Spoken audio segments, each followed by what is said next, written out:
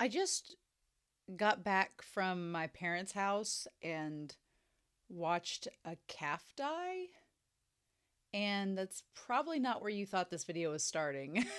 Hey, it's Romania Black, and it's been a day. I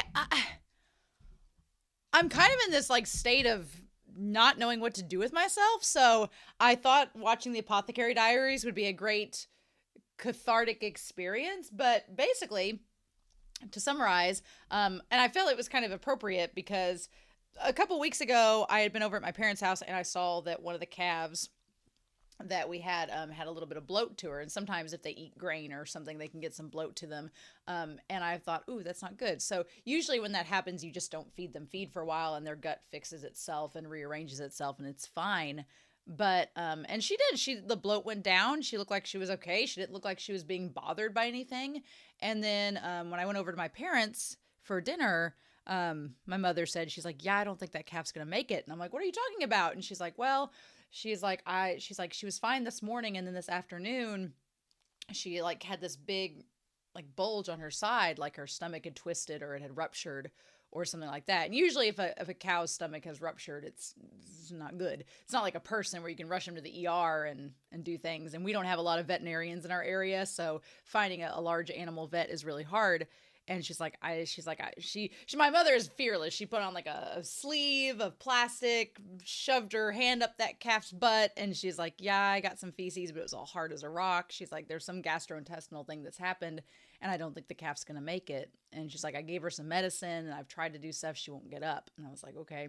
So we went out and looked at her, and I kid you not, she was just like shallowly breathing, and her name was Yvette, and she just died.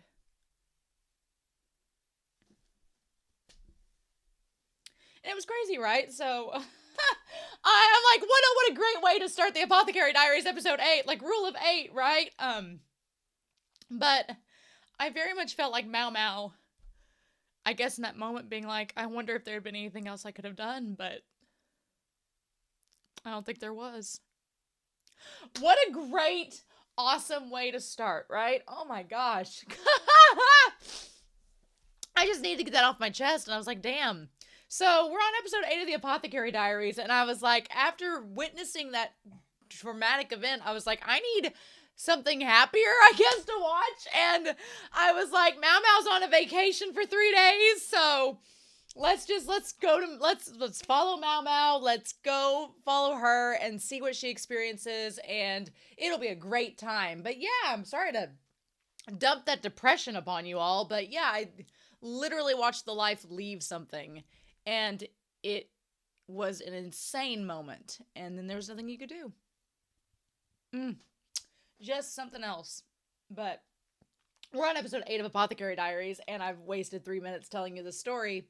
The only comments I really have are from H Banana 7, where she talks about the flowers in the OP could represent the different women, the concubines or the courtesans, which I thought was really cool. And MaoMao supposed to be the little clover in the center, right? The yellow flower that comes from the clover is in some areas of the world called sheep sorrel. I always think of their buttercups, but I don't think that's it. But yeah, which we call them buttercups here, and they're like just little weeds, and they're very persistent. Like they're very hard to get rid of. But yeah, I felt like I wish I had been like MaoMao and been able to prevent whatever it was, but it just, we thought she was fine, and then it just took a turn for the worse. And I wish I'd had her detective skills earlier, and who knows. But animals are fickle. Animals are harder than people. Like sometimes an animal just like, it just drops dead like that, and there's nothing you can really do about it, and you just kind of go, well, this sucks, and that's literally it. But I wondered when I sat down if maybe MaoMao's experiences and things that she's seen where she's from is kind of harrowed and been some of the impetus behind her wanting to seek out justice and pursue it, especially within the Imperial Palace. So who knows? I guess we'll find out as we go. But the only other comment I had was from Sunray. Sunray pointed out that Gao Shun's name means tall and to obey. And I was like, aha. My theory right now, after rewatching episode 7, is my theory is that Gao Shun was working for the family of Jinshi, and then Jinshi, for whatever reason, made the move to become a eunuch to pursue power or to help his family. Maybe his family did like a corpse bride thing where they were suddenly in ruin and they're like, we need you to go and help. And he didn't want to get married because he didn't want to do that. So we don't exactly know the reason why Jinshi became a eunuch, but my theory is that Gao Shun was maybe like a family, his family, or maybe servants of Jinshi's family. And so he decided to follow him and be like, well, if you're going to become a eunuch, I'm going to become a eunuch. And who knows? We don't know a lot about them, but I really want to know their family story, and I'm sure at some point the series is going to give us answers. But yeah, so that's that. I've read a little bit more on the book. I'm not going to talk much about it today because I've not read fully through the latest chapter. Right now, Sun Yaoting is just kind of moving around in places trying to work his way up the ladder, but we're on vacation from the Imperial Palace, so we're going to take a break from the book and focus instead on MaoMao's times. But yeah, so after all that sadness that I went through this afternoon, and it sucked, I'm like, I want to sit down with Apothecary Diaries and watch something maybe a little fluffier because MaoMao's on vacation. She's back home with her dad. Maybe we'll get some really cool like insights as to what's been going on in the brothel while she's been gone. Maybe her and her dad can have some conversations. I'm sure it will be lovely. But sorry to bring that downer, but I was like, let's just get it out of the way now, and then we'll just start this episode and I can feel good. So in any case, we're gonna start episode 8. Rule of 8. 8's my lucky number. Maybe, I know that this is the 8th episode, but it's a 24 episode series, so probably this episode is not going to be like the turning point, but if we did split this season in half and have 2 cores, it would be. So we'll see. We'll see how that works. But in any case, we're going to start episode 8 of the Apothecary Diaries, and we're going to do that here in 3, 2, 1, and let's go.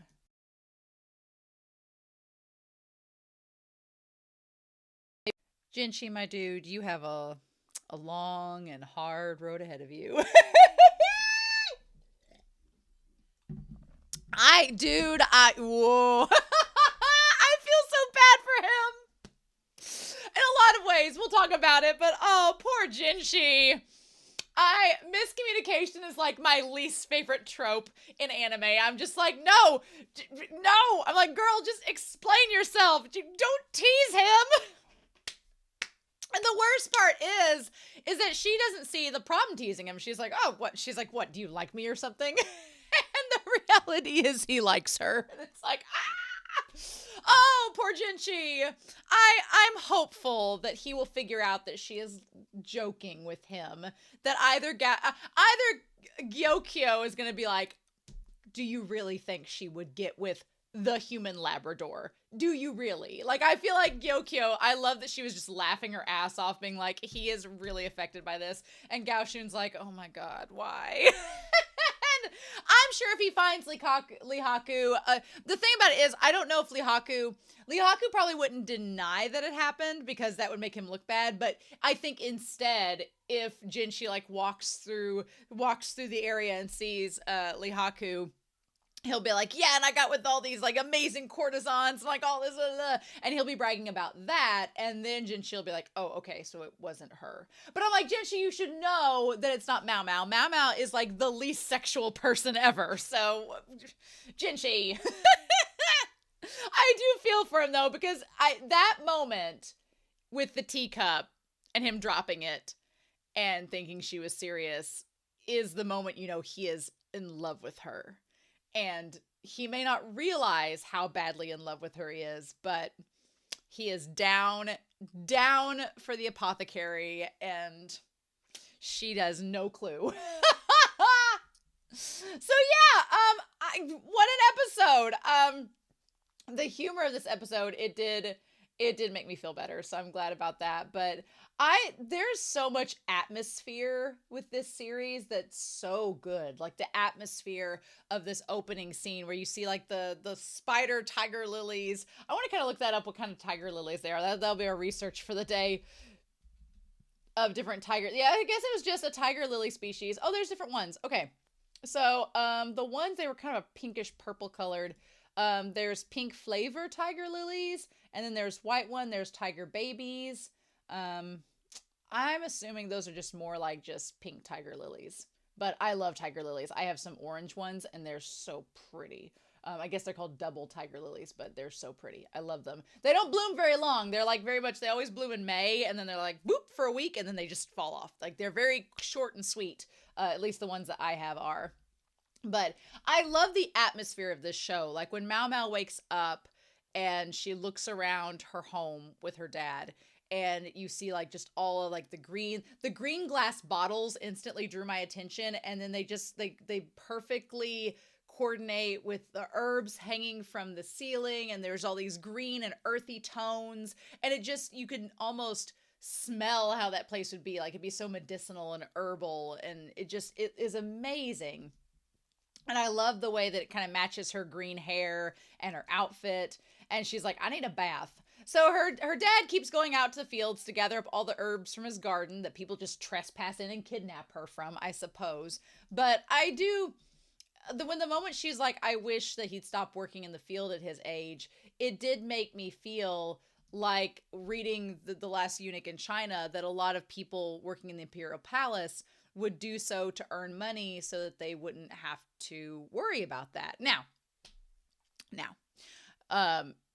obviously MaoMao is just a servant. She's making some meager wages, but she's paying off her kidnappers. So I'm wondering if the fact that she wants him to stop working in the field, I'm wondering if she's going to come back to her father's house after her term is over, or if Jinshi presents her with the opportunity, if the emperor's like, if you stay and be my apothecary, and be my doctor here, I'll pay you X amount. And she's like, oh, I could send that back home, and my dad wouldn't have to work so hard because he'd have extra money. He wouldn't have to work so hard selling medicine because he'd be supplied. He'd have more resources. So I'm curious. I'm going to wonder at the end of this season 1 if her term, because we're already 10 months into her term, we're halfway through practically. So I'm wondering if by the end of episode 24, we'll be through her term all the way, and if she'll choose to stay to try and help out her father. We'll see. We'll just have to wait and see, right? How that goes. But the knock at the door, the little girl servant with the bow bun. I love the bow bun that she has. But she's like, are you a servant at a different brothel? I don't know you. So that, for a second, I was a little confused, thinking that she went back to the brothel where she grew up at, where the 3 princesses were. And I was like, well, where's Lihaku? Where's he at? This was a different brothel. She didn't know this brothel in particular. And they did establish last episode there's a bunch at the Red District, at the Pleasure District. So I just like how instantly once she gets there, MaoMao is like trying to figure out and deduce what's going on. And she gets that from her dad. Her dad is kind of like old Sherlock. He's been deducing things and picking up, and he's like, here's what you have to do. You have to be sharp. You have to be quick.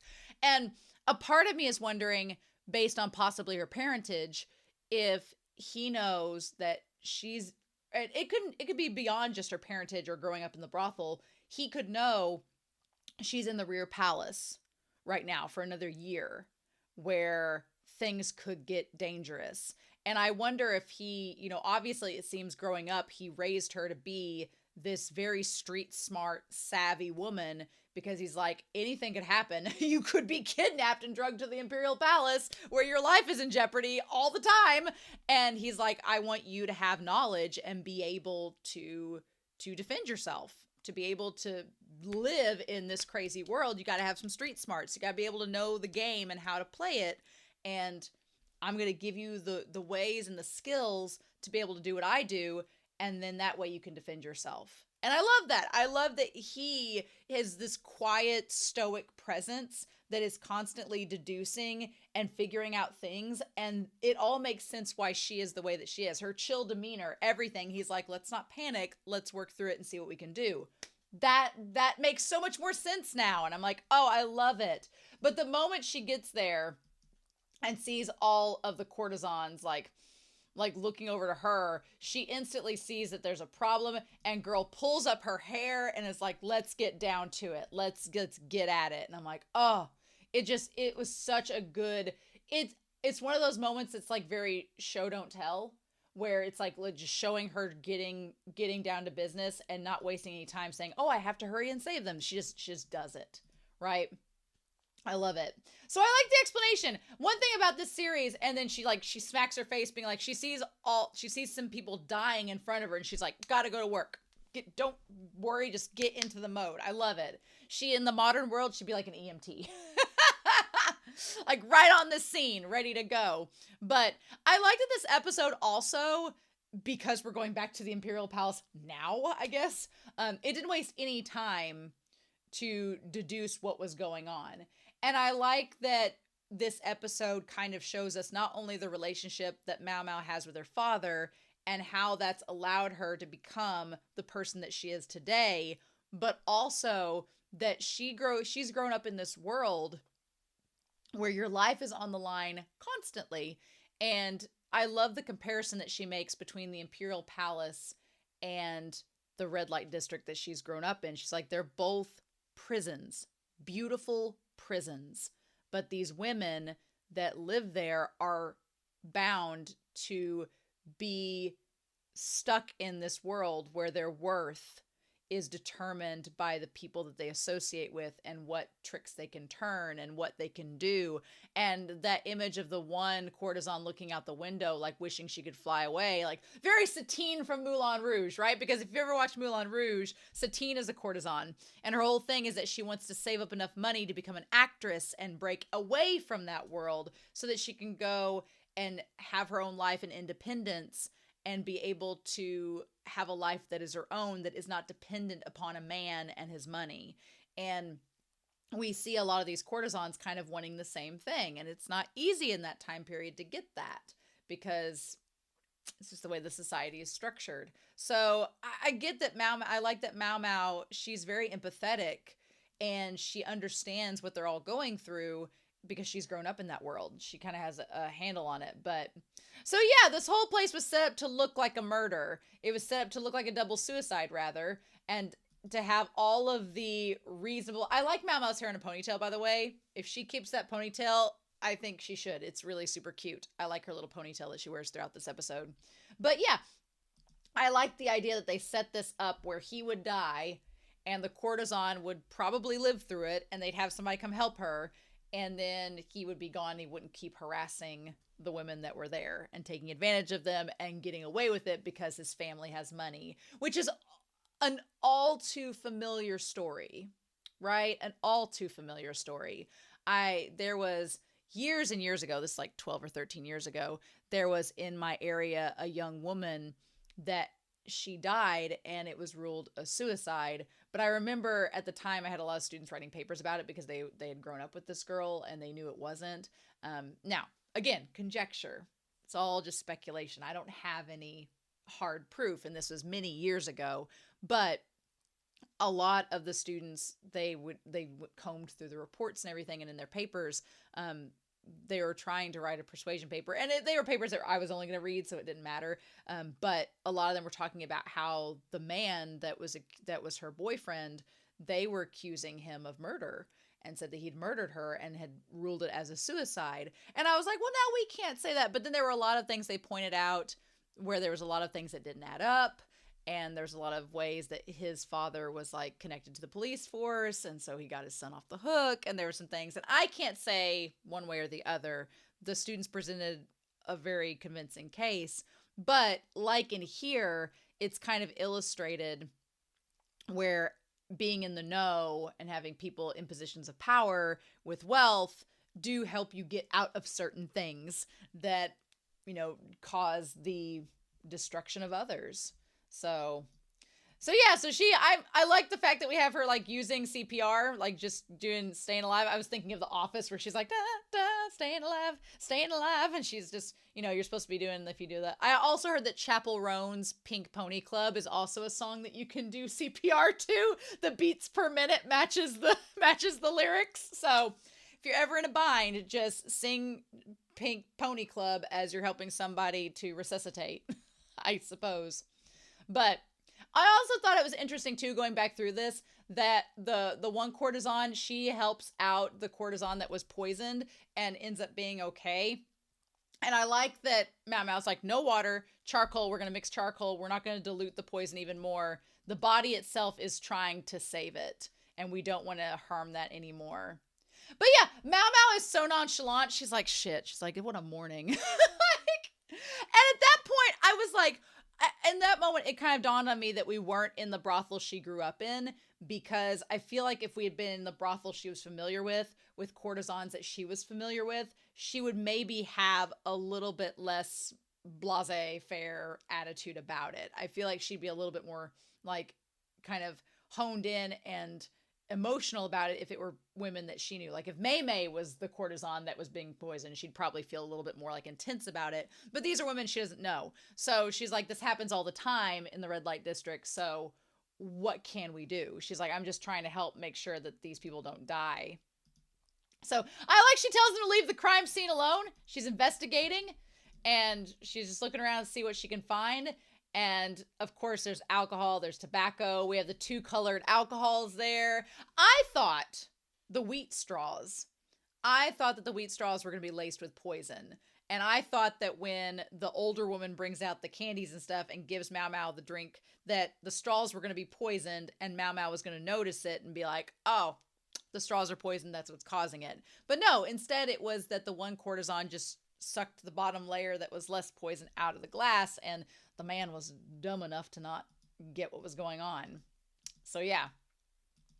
I like that she sends the one girl out to find the father in the fields. The moment that she had the dead shark eyes and MaoMao noticed it, I was like, oh, that girl's connected to all this. Like, instantly. Like, just instantly know. But yeah, her dad is so chill and just so on top of things and just so calm and collected as he helps MaoMao deduce what's going on. And I like that he says, oh, your treatment's not bad. Like, stuff that the Imperial Palace views as being this, like, oh my gosh, look at what MaoMao did. Oh my gosh. Her dad being like, not bad. I'm like, oh, it's that great, like, mentor-student relationship that I love. And I love that it's her and her dad. And he's like, see, who did this? How imagine that? Like not bad. It could have been better. I give it a B-. And she's like, what? No. So, and I love that she constantly is trying to match wits with him and be on his level. The crazy thing is that I think if he was pressed into a corner, I think he would tell her that she's just as good as he is. She just doesn't believe in herself to be up to his level. But I think he thinks that she is. I think that it won't surprise me at some point in this series if something happens to him, because he does seem a bit older. If he tells her, he's like, yeah, you're as good as me. I just was keeping you going, you know? And he's like, keep going, be better than me. He's like, you're as good as me, now be better than me. I won't be surprised if we have a scene like that, but because she does not think she's up to his level. And she's like, my dad could deduce 2 or 3 things from a single piece of information. I love these apothecary detective family that's you know, now she's working in the Imperial Palace about all of it. And he's like, what kind of poison do you think it was? I love that they walk through it. She's like, my dad tries to make me learn stuff this way. I love what kind of a teacher is. He's a very kinesthetic teacher, and he's like, we're going to walk through this, and it's going to be hands-on. And because he could lecture her, right? I love the idea that he could lecture her and tell her what it is, but instead he's like, no, let's walk through it and you tell me. I love the way that he teaches her. It's so good. Yes. And so they talk about tobacco leaves being poisonous and that they could have been in the water. And so it's like, it could have been diluted. So what else? And she's like, well, there were no leaves in the vomit. So it wasn't really anything to do with the tobacco. She just spread the tobacco to make the crime scene look like it was connected, kind of like as the reason. And she's like, so what was it? Meanwhile, the woman who I confused her with the brothel owner because they both are old women, but this is a different old woman. She offers them the nice leaf-shaped cookies and the nice tea. And I like that MaoMao realizes that it's just hush money. She's like, here's your hush money. Here's your cookies. Now leave us alone and don't say a word. Again, I feel if this were the brothel she grew up in, then there'd be more ties to it and more emotional stakes to her involvement, and they wouldn't just give them hush money. But because this is a stranger's brothel that they're not used to, that's it. What if MaoMao's dad, he just goes around and all the brothel owners just have it out for him, you know? Right? We're going to go back to that scene at the end of it before she goes back to the palace. We're going to go back to that scene. And at first he's going to turn the money down. And MaoMao's like, do you have enough money to pay rent? And he's like, never mind, we'll take it. We're good. She's like, you old man. That's why I think that she will stick around and try to get more money from the palace to send back to him because she knows he's short on money. I think that's what's going to end up happening. I could see Gyokyo offering her a position to stay as the poison tester and as the apothecary and her lady in waiting. I could see the emperor wanting her to stay, and obviously Jinshi wants her to stay. So I could see that being the case, but we'll just have to see. We'll have to see. But yeah, I like that you see the woman here for a second. Whenever they take the money, she's like, she like makes that noise. Now that gesture makes more sense. She's happy they took the hush money and that they'll leave. So she establishes that double suicides are not exactly rare in the pleasure district. The man can't afford to buy the courtesan. The courtesan, she has time left on her term, and they just decide to Romeo and Juliet it together. They often reach the same conclusion that way. But she says this guy, one, didn't look like he didn't have money. So he didn't look like he was short on cash. And he had a handsome face. I like that she's like, he had a handsome face and didn't seem like somebody who'd be short on money or women. But I like that she's like, well, my dad wouldn't approve me of judging through stereotypes. Which is, by the way, side note, hilarious. Because she judges Jinshi as a stereotype. So damn funny. Girl, pot calling the kettle black. She looks at Jinshi and how handsome she is. And she's like, he must be a favorite amongst the emperor and other men who like the company of other men. Like, girl, you stereotype and judge Jinshi so much. And then your dad's like, don't stereotype or judge people. And she's like, She's just oblivious. I'm like, you and Shin Ching Cho from Scumville and Self-Saving System would be besties. For real. And then she's like, he didn't seem like somebody who would drink poison with a courtesan out of despair for their future. But we can't judge. So then, good thing she stops little servant girl from stabbing him, because if the guards found out she stabbed him, her life could be in jeopardy, right? The dad could order her to be hurt or killed. And I like that the courtesan's like, what's going on? And MaoMao's like holding this knife like, what do you think? One thing about MaoMao that I really appreciate is that she never is accusatory in an aggressive way. She always she's like, oh, you were trying to murder this man. Let's not do that. But she instantly recognizes that this girl's a child and that there's probably a reason behind it. And she spends that next scene trying to reason out what drove the servant girl to this point.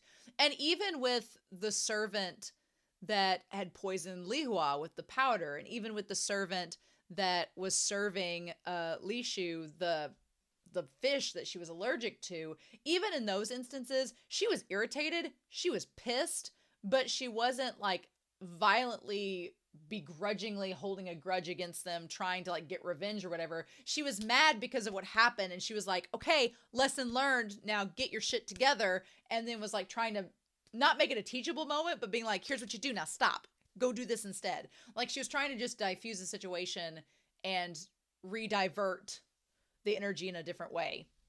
And I think that's really cool about MaoMao, is that she doesn't necessarily hold grudges. She is just like, this is what I believe, and if you're not doing what I believe, then I'm going to try to like call you out on it. So then they find out that the man was a problem customer, the man that was poisoned. He'd sweet talk a courtesan, insinuating that he would buy her and get her out of that place. And then when he got tired of her, he'd dump her. So he basically led women on. He led women on thinking that he would get them out of this life of being a courtesan, and then they'd just dump him. It basically would be like if the Duke from Moulin Rouge led Satine on and then was like, never mind, and then just left her. Although, I think in Moulin Rouge, Satine would have been fine with that. But he was widely hated, and some women even tried to stab him too. So I like the courtesan's like, yeah, this servant girl, she's this kid, but everybody else has tried to stab him. She's just next in line. And he'd been poisoned in the past as well. I'm like, this guy is such an idiot, though, because I'm like, dude, go to a different brothel. I was like, the brothel you've been at, women have tried to stab you at. You've been poisoned. What are you doing? But you know what? I say that. Again, this is like story hour with Romania episode, I swear. But I have a friend who he's just attracted to. Luckily, he finally found a woman to marry that he's engaged to right now, and she's lovely. She's great. But he went through a spell where he just dated crazy women. Like legit, like he knew they were crazy. And I'm like, "What are you doing?" And he's like, "I can't help it. I think it's really attractive." I'm like, "What is wrong with you?" And like one woman in as they were driving home from a date, she tried to stab him. And he's not a bad person. It's just like, "Why are you dating these crazy women?" And he's like, "I don't know." I'm just like, "Ah." So yeah, so maybe knowing that this guy is just he's down for crazy town. And I'm like, what? Also, he's pampered by his father, and so he's spoiled. So maybe he just thought he was above it, and he just settles everything with money. And I like that MaoMao's like, oh, okay. And so his father's hired bodyguards to travel to the brothels with him, and this girl's older sister got dumped by him as well. She was so happy that she could live with him. And then on the day of her buyout, he canceled on her. So yeah, he broke her heart. And I like the courtesan's like patting her head being like, look, this asshole broke this little girl's big sister's heart. And now this. Do you blame us? And MaoMao's like, no, I get it. I understand. I love that about MaoMao's character. She's like, I think she couldn't forgive him. The courtesan drank the poison today was close to her as well. So yeah, it's basically like all these girls and their friends, they were all close. And MaoMao's like, so you want me to pretend I didn't see anything? If he's such a problem, then just ban him. And the one woman's like, well, the courtesan fell in love with him. So what are we going to do, right? We don't want to make, she's like, the word of a double suicide would make matters worse for the brothel. So that's why they, and again, this is why they got the apothecary to come instead of a doctor. They didn't want word to spread throughout town. They also wanted to possibly have him die and her live. So it was all set up, and the entire brothel was in on it, it seems. Or at least the sister of the one brothel that got dumped, the woman that ran the brothel, and at least a couple of courtesans seemed like they all were kind of in on it. Like, he's an asshole. Oops. It's like the chick song, Earl has to die, like, because Earl's gotta die. Da, da, da, da, da, da. Like, it's that. They would literally play Goodbye Earl throughout this brothel. If he had passed away, right? Like, that's playing during the wake. Yeah. So, and the thing about MaoMao's character that I love is that she's the type of person that she's like, okay, I get why y'all did this. Like, you do you. But she's like, I'm not going to stand around on my watch and let somebody die. But you all had your reasons. I ain't judging. That's literally how she is. She's like, I'm going to save lives. I'm going to save them. I'm not going to let people die on my watch. But you all having grudges with this guy, that's your business, not mine. I'm not judging. Like, that's literally her attitude. And I respect MaoMao so much for it. Right? I love that. And she's like, I just happened to be home today. But if the girl shops with us often, she knew my dad is usually away. So yeah, she's like, if I hadn't been home and it had just been her dad, he would have shown up and the guy would have been dead by then. She's like, the servant girl's scarier than she looks. Yeah, MaoMao's like, these women, they are all doing these very calculated, precise movements and making it look like, oh, it was just an accident. Oh, we were panicking. MaoMao's like, those women are scary because they're calculating and cold and they know exactly what they're doing. I'm like, But yeah, I love that she talks to the dad and then she's like, judging from the stories, the man was pretty clever. So how'd this all work out? And so then, you know, he's like, you can't, she's like, you figured out what really happened, didn't you? And he's kind of smiling when he says that there. And she's trying to like figure it out. And she's like, what do we do? And he's like, you can't just do things based on what you think alone. You have to have reason. You have to have evidence. And so she goes through everything to try to figure out what could it have been. And then she figures out that it was a murder. It wasn't the straws. It was a murder. It wasn't a double suicide, and the straws were part of it. I love that she's like dipping out the water trying to figure it out too at the same time. And then the dad comes up and he's like, it's already over. I like that the dad tells her, he's like, look, we can sit here and debate all we want, but it's the case closed. It's done. We've got our money. We left. They'll take care of it. And it's out of our hands. And she's like, I know, but she's like, I wanted to figure it out. It's the courtesan who tried to kill the man. She's like, the courtesan was mad that he was going to dump her and not take her with him. And then it all went from there. I love the explanation of it. It's great. And then she like made it look like a crime scene. And then the other courtesans came in. I love when MaoMao walks by, she sees her like looking out the window. Like she's fine. Like looking out the window, she's fine. And just waiting for the day when she can leave the prison that she's in. Mm-hmm. And that's when MaoMao has the discussion about how the red light district is, it's like a prison. It's like the Imperial Palace. Yep. It's as if the courtesan, it's as if everybody knew the courtesan was going to survive. Yep. Could they all have been in on it? And she's like, well, we just don't know. I shouldn't speak based on conjecture. She's like, yeah. She's like, I can't. How can we know for sure, right? And then we get the beautiful red lanterns. And she's like, I really missed this pleasure district. But in essence, it's no different from the rear palace. It's a garden and a cage. And I was thinking about that too last episode. I was like, the way she describes it, it's like it feels very similar, which would explain why MaoMao is able to adjust so quickly to her life in the Imperial Palace, because she's like, this is just like home. Like, she's like, I'm used to this. This is no different than when I was back in the red light district. The stale, trapped air poisons everyone. I love that. I love the idea that she's like, everything gets, it's like cabin fever. Everything's stale there. There's no fresh air in there, so everyone gets poisoned. And MaoMao is kind of like that fresh air. I think that's one reason why Jinshi falls in love with her, because she's so different than all the other girls there. MaoMao is not gossipy. She's not, you know, like a gossip or like being pretentious or anything like that. She's very much her own person. She's like, these courtesans eat the poison around them to become a sweet poison themselves.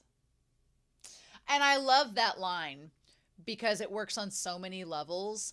On one level, the idea of eating the poison to become a poison themselves. It's the idea of, in order to fight monsters, they have to become a monster. Like that kind of line. Like, in order to survive in this world that wants to destroy them, they have to be willing to destroy the world around them. There's that. There's the idea of becoming beautiful by killing themselves through the powder and everything. The idea of, in order to survive in this dog-eat-dog world, they have to be willing to do some vile things themselves in order to live. But it also ties to MaoMao playing around with all the poisons herself. Like, she wants to become a poison so that she herself cannot be poisoned. She wants to become something that can destroy others so that she herself is not destroyed. It's like, it's a means of self-preservation for sure. But the thing about it is that overall, whereas other women, they get drowned into gossip and hearsay and despair, MaoMao kind of seems like the type of person that she just likes the science of it and the poison for a different reason than the other women. And she's not a gossip. So she has kind of this little air of curiosity and justice to her, that, like, just a smidge of justice, but an air of curiosity to her that sets her apart from other women, right? So I love the bath scene, the scene of her like wringing her hair out. She's like, I don't know what'll happen to that courtesan. Maybe the annoying customer will assert that she tried to poison him. That shot of her like wringing her hair out, gorgeous. That's like the best she's looked. It's the most beautiful shot of her. Maybe the brothel will accuse him of ruining their merchandise instead. Yeah, they could find a way to boot him out and ban him legit without, you know, having to get the dad riled up. Because, yeah, it's one of those things where if they just tried to ban him outright, the dad would probably speak up and be like, well, my son's done nothing wrong. But if they point out this whole scandal, then the dad might be like, fine, we'll just stay away from that brothel and go somewhere else. And that could very well be. I like that we get to meet Mei. We get to meet one of the princesses. We also meet the other one too, right? Peirin, one of them. But Mei is very pretty. She's not pretty as Go Kyoku or Lihua, but she is very pretty. So yeah, she's like, you're going back to the palace. She's like, I have work to do that I can't force on others. I like that MaoMao's like, I can't let Jinshi be in charge of this. And she wants to look out for Gyokyo, of course. And then I like that she's like, everyone was worried when you went missing, even the misses. And she's like, well, she never said anything. And she's like, well, yeah, you were back. She wasn't sad anymore. And she's like, okay. So yeah, they all seem to know her and seem really close with her. She's like, did I make you all sentimental there? And she's like, oh, leave me alone, Mei. And so then she says in a more serious tone, she's like, did you visit the annex? And then that's when she says, I'll go later. So the annex, there's a room. Okay. And there's a woman lying in bed. Yeah. There's MaoMao sitting there and there's a woman lying in bed. It looks like a woman. Yeah. In the dark. And then when MaoMao lifts up her head, she just looks dead inside.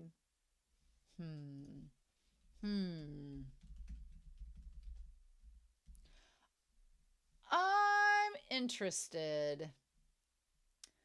I don't know.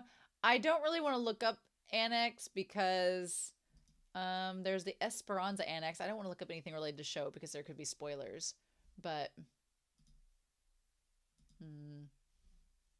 what we got here? I don't know what the annex is in a brothel, but I don't want to look up anything because there could be spoilers, so I'm not going to check that out. But I'm wondering if that's her mother. I wonder if her mother is on that bed and she was poisoned or she's in a coma or something. And that's what it is. I don't know. It feels like in my mind, what I think has happened is that her mother's been poisoned and has been in a coma, and MaoMao, but I don't know how long she could have been in a coma and still been alive, so that's curious. I just don't know. We'll have to go back and see. I may go back and look at some of the other episodes, like the first couple episodes, but I'm sure we'll find out eventually what's going on. But anyway, I can't believe we're already going back. She just says, I'm off to her dad. And she's like, my 3-day homecoming was over before I knew it. Helped to solve a crime. Picked up this little human Labrador. Went back to the palace. I like she just says, I'm off to her dad. I like that it's not this big tearful goodbye because she's like, I'm only going to be gone a year. I'm going to come back. Or I'm going to make you money and come see you anyway. So interesting, right? And she still has the hairpin from Jinshi. So if she wants to go back home, she could use that and take Jinshi along with her. But we'll see if she ends up doing that or not. I feel like she doesn't want to do that. She went with Lee Haku because she knew Lee Haku. She could just send him to the brothel and he'd be fine. But I think that she's like, oh, Jinshi won't like this brothel. It's not for him. And Jinshi's like, I want to go to your house. like Jinshi's like, I just want to go to your house. And she's like, why? Why would you want to do that? Go to this brothel, shoo. I'm like, girl. MaoMao, you and Shin Cho would be bestest friends. But so then we see this one princess, and of course Lee Haku is ecstatic. Yeah. She's like, he looks like he had a great time. Once you have a taste of the heavenly dews, there's no turning back to reality. He's going to be sucked dry by them over time. Anyway, Jinshi's really upset that she left. He looks so grumpy. And MaoMao's like, why is he grumpy at me? Why is he mad? What's going on? And Gyokyo's like, wah! Gyokyo thinks it's the funniest shit ever. She's like, good. She's like, yes. She thinks it's amazing. The one handmaiden that's the leader of all the handmaidens, she knows that Jinshi is suffering, and she feels bad for Jinshi. Flora, Fauna, and Merryweather have no idea what's going on. They are just happy to see MaoMao again and think that she's been on a date. Gyokyo and Gaoshun and the head maiden Hongmian, they know better. They know what Jinshi's going through, and they don't find it nearly as funny. And Jinshi's like, come back to my parlor. I want to talk to you. And she's like, ugh.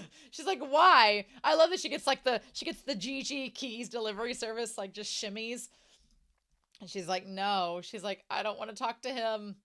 And he's like, ugh. He also has the most dramatic, like, fine. I guess I'll go over here.